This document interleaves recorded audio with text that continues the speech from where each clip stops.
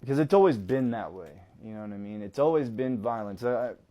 As far back as I can remember, it's always been violent. Um, and so this is pretty early on.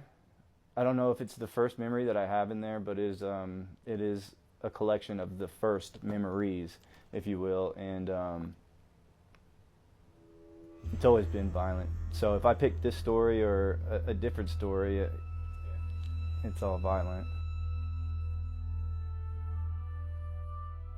The pain and agony of life can be endured with a purpose of transforming from one state of existence to a new, evolved state of being, like iron tempered from the flames, beaten in molded metal placed upon an anvil to suffer the strikes of the hammer.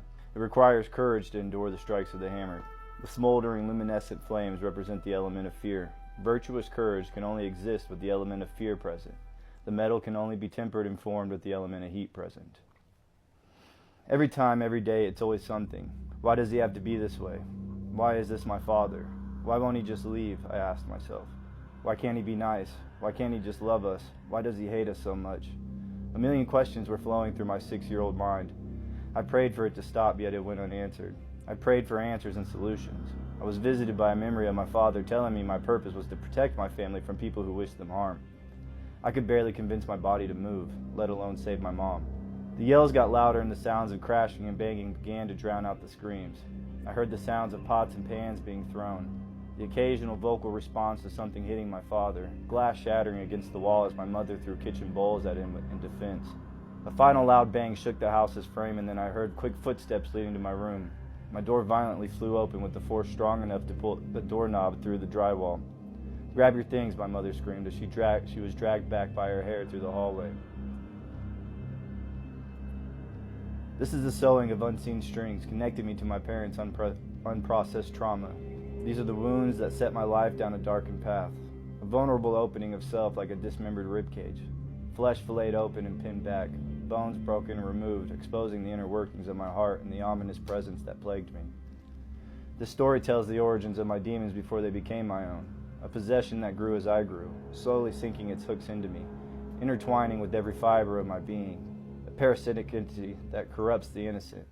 This is the process of my corruption.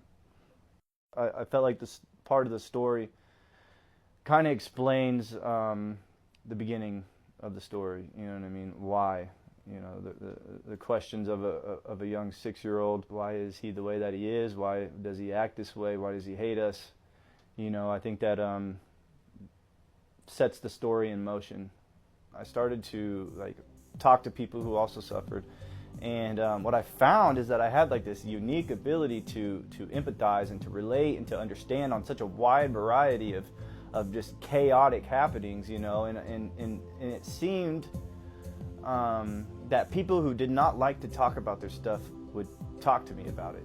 This is why everything happened to me. Like, this is why I went through everything that I went through, because a person like myself is not born, it's created. You know, it's something that has to be beaten and molded and whipped and neglected and abused, and then triumph, you know, to triumph and make it to the other side of those things, so that the people who were in the same self-defeating mind state that I was in, I could reach back, grab them by their hand, and then help them to the other side. Like, I feel like, you know, so now I attribute all the things that I went through to something positive. They have meaning. There's purpose behind it.